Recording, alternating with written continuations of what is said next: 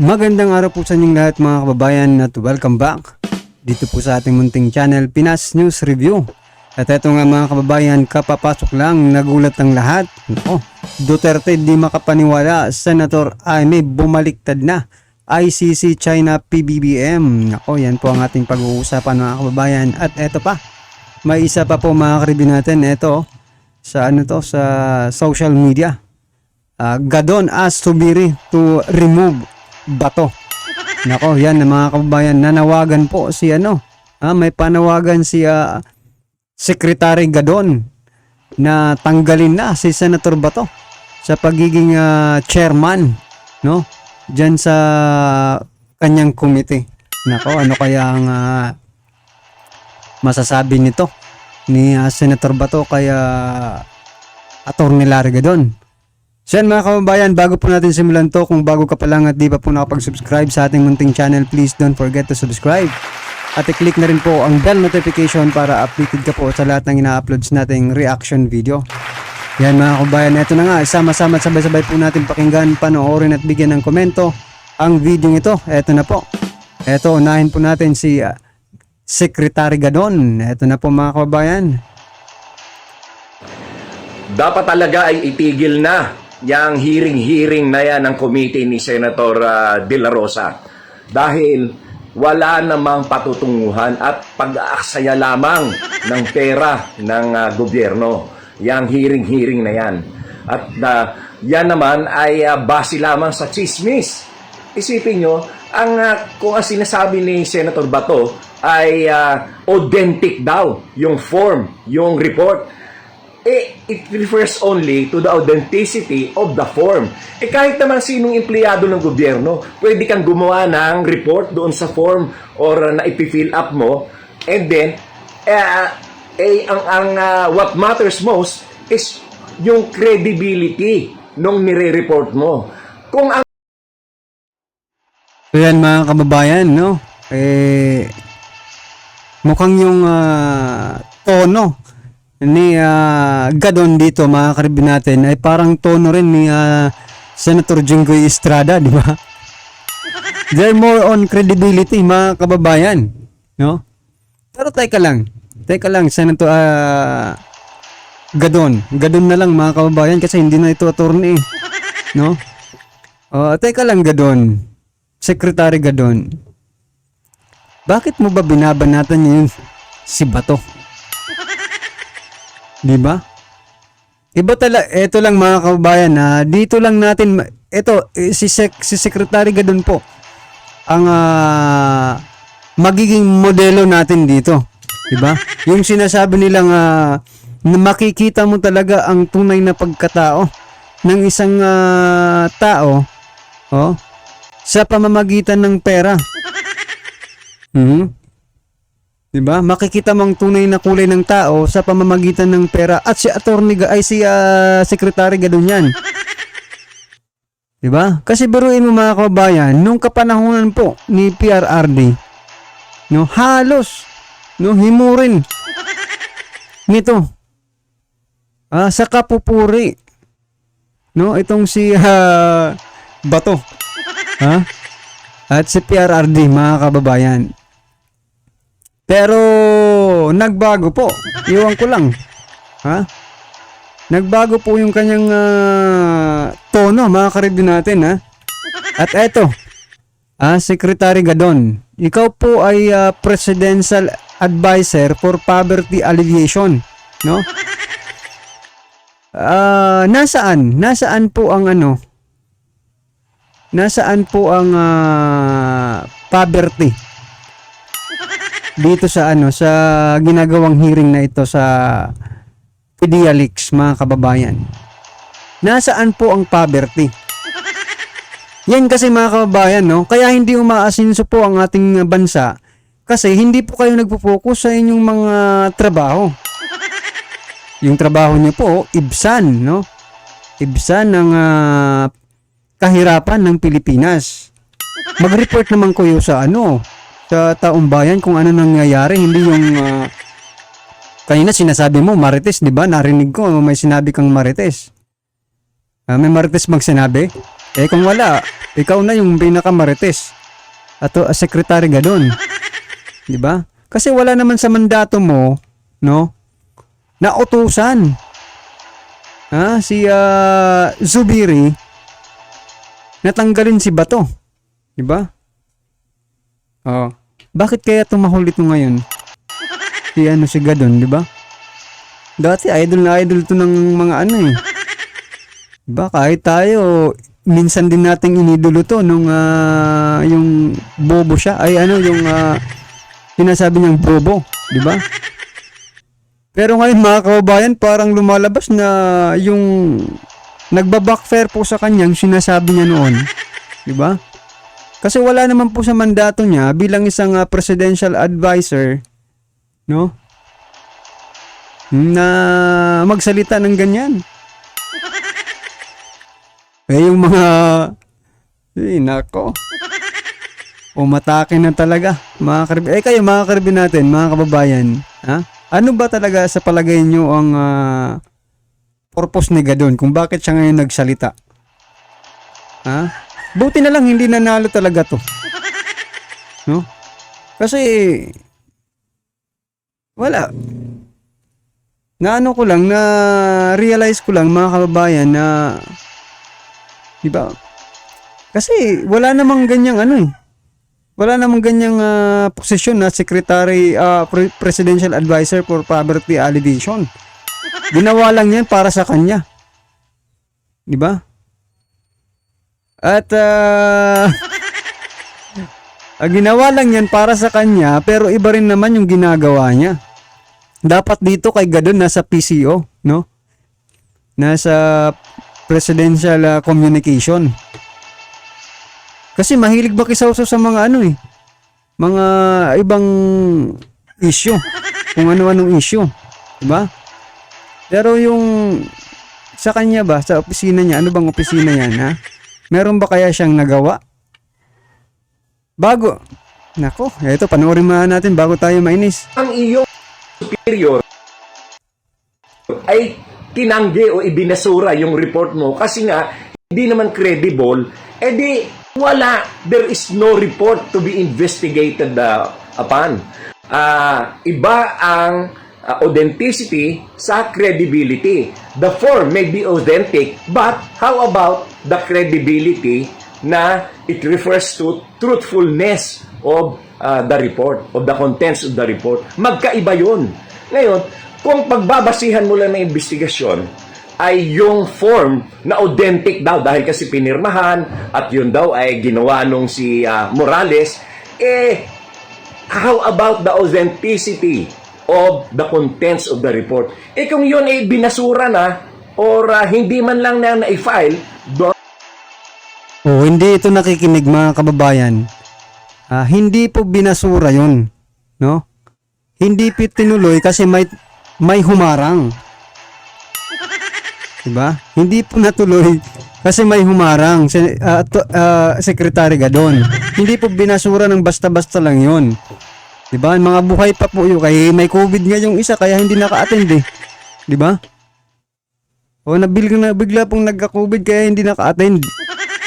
Siya sana yung tatanungin kung bakit mo itinigil, pinigilan. Diba? Re-reading na sana. Kaso nga lang, may mga taong pumigil. Diba? Hindi po binasura. Ng kanilang superior o officially documented by the office, di wala, pagsasayang lang talaga ng pondo ng gobyerno yung hearing na yan. Ako nananawagan ako kay Senator, kay Senate President Mig Zubiri na tanggalin na dyan sa committee na yan si Bato de la Rosa. Dahil kasi, nakita nyo naman, wala naman talaga pinatutunguhan, kundi gusto lang ay mag-create ng destabilization kay President Bongbong Marcos. Nako, alam nyo, So, ayan na. Ayan na yung mga keywords, mga kababayan, na destabilization. Diba? Palagi natin itong maririnig sa kanya. Simula na ngayon, ha? Kasi yan po yung keyword na gustong-gusto nilang gamitin at gustong-gusto nilang iparinig sa taong bayan, ha? Destabilization. Nako naman, ha? Secretary Gadon. Nimiss ko yung araw na ang mga senador ay talagang mahuhusay, matatalino, magagaling, whose erudition of the issues being discussed Laway mo. in the Senate are also intelligent, smart, bright, and very scholarly. Itong si Senator Bato de la Rosa, isipin nyo naman, he cannot even express himself in straight English. At even in Tagalog, mali-mali pa. O kaya nauutal pa. Ano ba naman klaseng senador yan? So yan na mga kababayan, pangmamaliit na po ito. Ha? Ha? Pangmamaliit na po ito kay Senator Bato. Sana i-rebato ito ni Senator Bato. 'Di ba? Yan na bang basehan mo, Senator? Kaya pala no? Ha? Yan na palang basehan para maging senador ngayon. Yung magaling kang mag-English, no? Aba. Napipilipit daw yung dila ni yun gusto niya sabihin Senator Bato, alam naman natin na Bisaya, tayong mga Bisaya, di ba? Mga hindi talaga magaling magtagalog. Pero naiintindihan naman. Di ba? Ano bang gustong iparating sa atin dito ni Gadon? Na walang pinag-aralan itong si Si Bato? For your information, mas maraming experience pa nga sa gobyerno itong si Senator Bato kaysa sa'yo. Sino ka ba? Linta ka lang naman. Diba? Paano natin hindi masasabing linta itong si Gadon? Ha? Kasi nung panahon ni PRRD, sumisip-sip din ito. Sa panahon naman ngayon, talagang hindi lang sip-sip. Ha? May dala ng may laman na. Di ba? Ay nako, kitang-kita talaga pag tumatahol na nga. At ipinagtatanggol. Halata na. Kapag si Gadon na po ang magsalita mga kababayan, maibig sabihin na po yan. May tinatamaan na po dyan. Ba? O kaya mga kababayan, ano po ang inyong masasabi dyan kaya Secretary Gadon ng Presidential Advisor for Poverty Alleviation na sumasawsaw dito sa PedeaLeaks mga kababayan. Si Senator, wag naman sana, wag ka sanang maging senador. Nga? Etong si Gadon, no? Gustong ipatanggal si Bato. Ano po ang inyong masasabi dyan mga kababayan So may nasasaktan, may tinatamaan kasi may tumahol mga kababayan. Ba? O ito naman, panoorin po natin itong patungkol naman kay Senator Amy Marcos. Ito na po. Senator Amy Marcos, ano po ang silbi na pag-iimbestigan nyo sa gentleman's agreement kay Pangulong Duterte? Ibig po ba sabihin, lahat po ng agreement natin sa China, iimbestigahan nyo? Iimbestigahan mo rin ba yung kapatid mo ngayon na merong new model agreement sa China? Dapat consistent po kayo. Kasi gusto nyo na naman pasamain si Duterte. Wala pong masama sa pakikipag-usap sa kaibigan mong bansa. Katulad po yan ang pakikipag-usap natin sa USA. Wala pong masama. Parang may krimen bang ginawa si Duterte? Ito pa ICC. Nakailang balentong na ba kayo dyan sa ICC? Alam po ninyo, ang panghawakan lang namin yung sinasabi ng Pangulo ng Pilipinas. Ano po ang paulit-ulit na sinasabi ng Pangulo ng Pilipinas? Walang jurisdiction ng ICC sa Pilipinas dahil hindi tayo member. Kaya, hindi po tayo makikipagtulungan. Bakit po kayo may option na ngayon? Bakit po nagbibigay ng option yung DOJ kung wala silang jurisdiction sa atin? Parang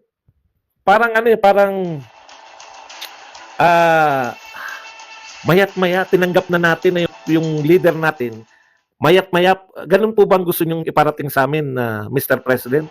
Na mayat-maya pwede kayong magbago ng posisyon? Mayat-maya po ba Always pwede tayo? naman Depende sa ihip ng hangin. Yung sinasabi niyo walang jurisdiction ng ICC, hanggang kailan yun? Hanggang nung March lang? Hanggang April, ngayon May na, bago na naman. Ang hirap ang hawakan ngayon, tuwan-tuwa sila. Alam po ninyo ganito, no? Pinaghahandaan na ng So yan mga kababayan, sinasabi nila kanina na yung nabanggit na destabilization, no, ni Atty. Gadon. Mukhang it connects, no, dito. Kasi pag pinapasok talaga dito ang ICC, maaari pong magkagulo, mga kababayan, at hindi po kayo sure, di ba? Kung ang armed forces, di ba? Kasi ano na nga ngayon eh. Oh, at saka yung mga retired, di ba? Oh, you're not pretty sure. Na hindi sila gagalaw, di ba? Oh, hindi sila gagalaw against. Di ba? Kapag inaapakan na po, di ba sinasabi nga sa Constitution na ang armed forces, mga kababayan, ay tagapagtanggol, di ba, ng sambayanang Pilipino. Oh, hindi lang po kayong mga politiko. Mas grabe po yung bigat ng kanilang pagtatanggol sa sambayanang Pilipino. Di ba? Kaya sige, papasukin niyo po ang ICC. Kasi ganun din naman, pinatatagal niyo pa. So, nagdadrama pa kayo. Diba? Huwag nyo nang dramahan, huwag nyo nang pahabain. Kung gusto nyo papasukin nyo na. No? Nang magkaalaman na, di ba? Oh. I think, mag-isip rin kayo. I mean, kahit hindi na kayo mag-isip, taong bayan ang bahala dyan. Diba? Kasi, lagi ko pong iniisip yung sinabi ni Ma'am Miriam na taong bayan pa rin ang huhusga. Diba? Taong bayan pa rin ang huhusga, mga kababayan. ng gobyerno. Kanino po galing yun? Meron po ba kayo na-receive sa ICC na official na communication? No? Meron po bang sumulat na by ICC na posible na makipagtulungan kayo kung meron na po ba? Eh kung wala, di kay Trillanes lang po galing yan. Napaka-importante naman ni Trillanes. So yan mga kababayan, hanggang ngayon pala, may naniniwala pa rin kay Trillanes. Aba, kung mga senador po ang maniniwala kay Trillanes, talagang masasabi natin na low quality. No? Ang ating mga hinalal ngayong panahong ito, this administration. No, kasi biruin nyo, kay Trillanes sila naniniwala. Di ba? Oh. Kaya eto na lang, kayong mga nanonood, mga karibin natin, ha? Kayo po ba in any chance, nagtitiwala po ba kayo kay Trillanes sa mga sinasabi ni Trillanes? Iba, ilang beses na po tayong niloko ni Trillanes, mga karibin natin, may pabikoy-bikoy pa sila. Diba? Marami pang iba. No? At bakit hindi si Trillanes po ang inyong tanungin kung ano ang pinaggagawa niya? Bakit 16 times? 16 ba? Siya pabalik-balik doon sa China nung kapanahunan ng kanilang pamumuno. Diba? Bakit hindi yan ang tanungin ninyo? Baka yan ang may agreement at may makuha pa kayong impormasyon, diba? Well, anyway mga kababayan, ano man po ang inyong reaksyon, komento or kritisismo sa naging video ito? I-comment lang po sa baba para at least alam po ng ating mga kababayan ang inyong pong nararamdaman. Opinion patungkol po rito, right? Kung bago ka pa lang at di pa po nakapag-subscribe sa ating munting channel, please don't forget to subscribe at i-click na rin po ang bell notification para updated ka po sa lahat ng ina-uploads nating reaction video. Yan mga kababayan, maraming salamat po.